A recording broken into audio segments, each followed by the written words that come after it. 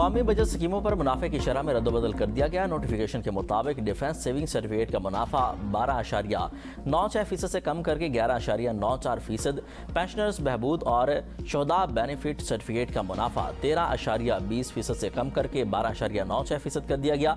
Regular income certificate का मुनाफा 12.24% से कम करके 11.52%, जबकि स्पेशल सेविंग सर्टिफिकेट का मुनाफा 12.60% से कम करके 11.43% कर दिया गया। आम सेविंग सर्टिफिकेट का मुनाफा 10% पर बरकरार। दूसरी जानिब 5 साल इस्लामिक सर्टिफिकेट का मुनाफा 11.16% से बढ़ाकर 11.52% और 3 साल इस्लामिक सर्टिफिकेट का मुनाफा 9.16% से बढ़ाकर 11.50% मुकर्रर कर दिया गया। पाकिस्तान ने भारतीय तैयारों के लिए फ़ज़ाई हदूद की बंदिश में तौसीह कर दी। पाबंदी 24 अगस्त 2026 तक बरकरार रखने का फैसला। पाकिस्तान एयरपोर्ट्स अथॉरिटी ने इस हवाले से नया नोटिस जारी कर दिया। भारतीय एयरलाइंस ऑपरेटर्स और फौजी परवाजें भी इस पाबंदी के दायरे कार में शामिल हैं।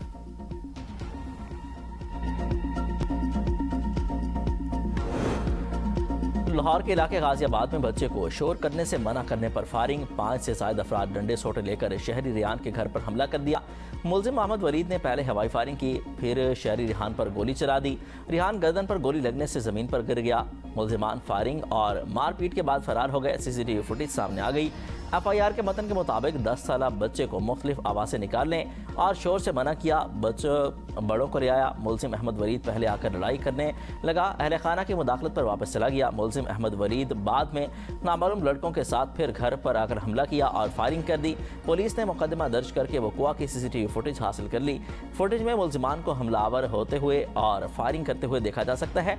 मुलजिमान वक़ुआ के बाद घर को ताले लगाकर फरार हो गए। जख्मी अफराद को अस्पताल मुंतकिल कर दिया गया।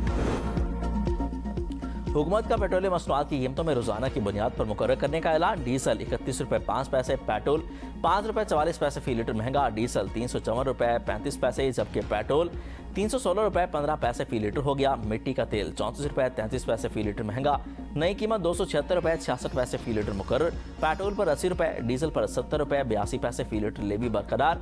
जेट फ्यूल की कीमत में 40 रुपये 35 पैसे फी लीटर का इजाफे का इम्कान।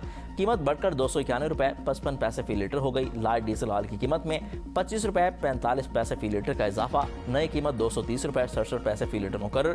ट्रांसपोर्टर्स ने गाड़ियों के किराए 10% से बढ़ा दिए, जबकि मुसाफिरों का कहना है कि ट्रांसपोर्टर्स मनमाने किराए वसूल कर रहे हैं। गुड ट्रांसपोर्टर्स का भी किरायों में 15% इजाफे का ऐलान। पेट्रोलियम मसनूआत की कीमतों में हालिया इजाफे को लाहौर हाई कोर्ट में चैलेंज कर दिया गया। जुडिशल एक्टिविज्म पैनल की कीमतों में हालिया इजाफे को कलअदम करार देने की इस्तदा।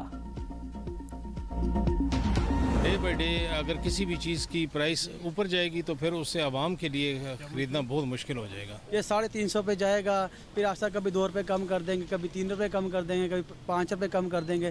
पिछ कौन रही है? पिछ तो आवाम रही है। गैस महंगी, पेट्रोल महंगा, कनक आटा हर चीज़ महंगी। गरीब को या मार दें या गरीब को इस दुनिया से ही उठा दें। ये एक दफ़े बढ़ा दें सारा जो कुछ बढ़ाना है, ताकि लोग ना डुलाएं। इससे बेहतर यही है हुकूमत को तो सस्ता करना चाहिए। कम से कम 220 रुपये 30 रुपये करना चाहिए।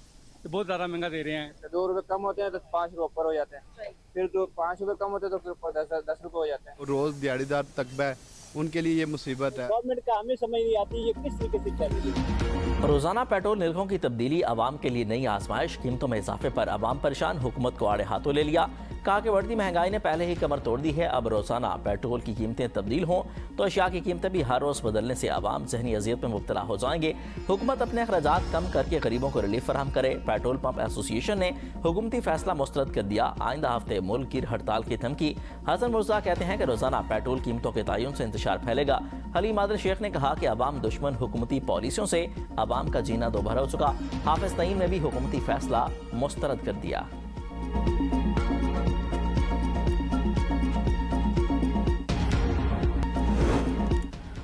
नून लीग खिदमत की सियासत पर यकीन रखती है। सियालकोट में तरक्याती मनसूबों पर तेजी से कामदारी। वज़ीर दिफा ख्वाजा आसिफ का फैज़ अहमद फैज़ फ्लाईओवर की इफ्तिताही तकरीब से खिताब। कहा कि रिंग रोड के पहले मरले पर काम जल्द शुरू किया हो जाएगा। खारियां से रावलपिंडी मोटरवे मनसूबा भी अमली मरले में दाखिल हो चुका। पाकिस्तान में धक्के के बगैर कोई चीज़ नहीं चलती। सियासतदानों और इंतजामिया को मिलकर काम करना होगा। नेल्सन मंडेला का फलसफा अदम तशद्दुद, बराबरी और इंसानी हकूक़ की पासदारी है। नस्ल परस्ती और नाइंसाफ़ी के खात्मे के लिए नेल्सन मंडेला की खिदमात तारीख़ के आलम का हिस्सा बन चुकी हैं।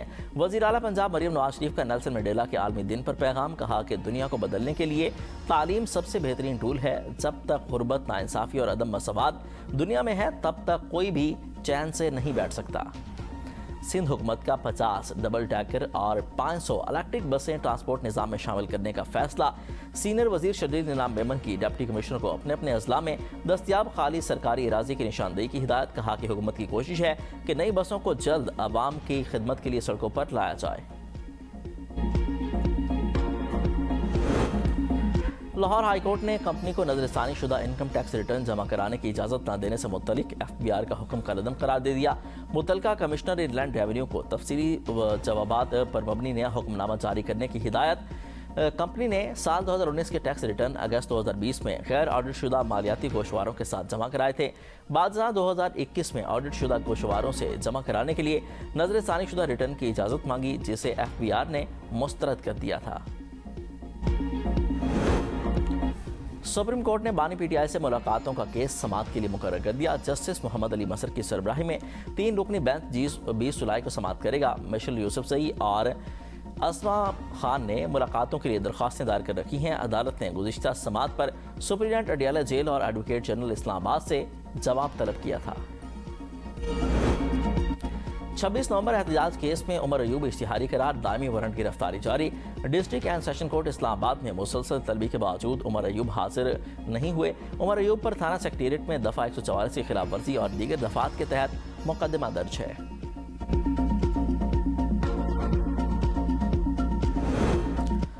मालाकंड डिवीजन में नए टैक्सों के खिलाफ 21 जुलाई को शटर डाउन हड़ताल का ऐलान। सवात प्रेस क्लब में Malakand division traders federation, Swat chamber of commerce, मकामी MPA और दीगर रहनुमाओं ने मुश्तरका प्रेस कॉन्फ्रेंस करते हुए मालाकंड की खुसूसी आईनी हैसियत बरकरार रखने और नए टैक्स लगाने का मुतालबा किया। एक्शन कमेटी का मुतालबात मंजूर न होने की सूरत में 21 जुलाई को मालाकंड डिवीजन भर में बाजार, दुकानें, सब्जी मंडियाँ और तिजारती मराकज़ बंद रखने की अपील।